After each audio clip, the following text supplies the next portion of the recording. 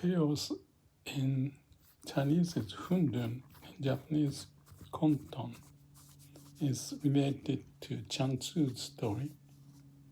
And there's chaos as if that's a body, but if you poke around, it dies. The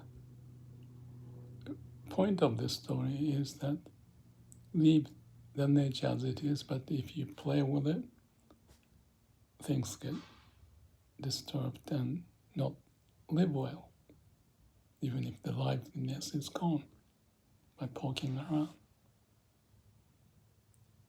I don't know how the science would help humans to change all the body parts and all that into the future. But there's something to be considered about the point of nature.